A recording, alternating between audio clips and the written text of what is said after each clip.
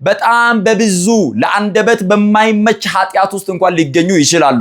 ነገር ግን አንድ ማስተዋል የሚገባችሁ ነገር ለነዚህ ኃጢአተኞች ክርስቶስ ሞቶላቸዋል።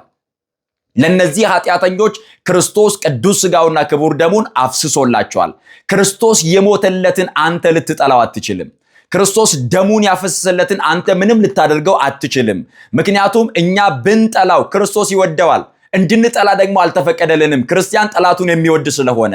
ነገር ግን የልባችንን ስሜታዊነት አለማወቃችን፣ መጽሐፍ ቅዱስ አለማንበባችን፣ ክርስትናውን በአግባቡ አለመረዳታችን በየቀኑ ተሳዳቢዎች አድርጎናል። በየቀኑ ተቃዋሚዎች አድርጎናል። በየቀኑ ክፋትን፣ ጥላቻን ብቻ የምናሳድድ ሆነናል። ነገር ግን ወገኖቼ መታረም አለብን። እኔ የምሰጠው ሐሳብ፣ የምጽፈው ጽሑፍ ሰዎችን የሚጎዳ መሆን የለበትም።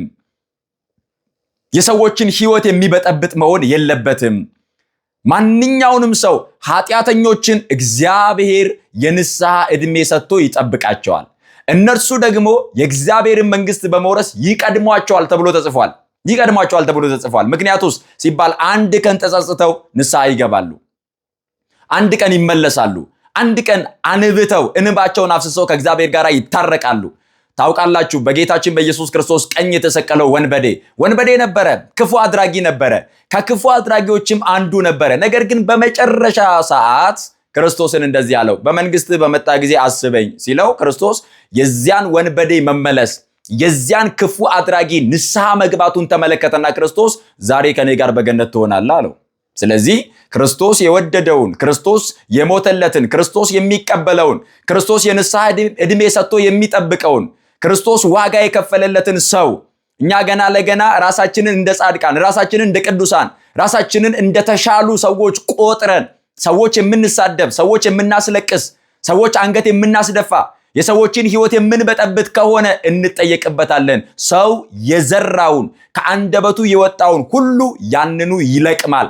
ምክንያቱም ሲባል እግዚአብሔር አይዘበትበትም ተብሎ ተጽፏል። ገላትያ ምዕራፍ 6 ላይ አይዘበትበትም እግዚአብሔር። ማናችንም የዘራነውን እናጭዳለን። ግን ምን እየዘራን እንደሆነ መረዳት አለብን። ምን እያስተላለፍን እንደሆነ ማወቅ አለብን።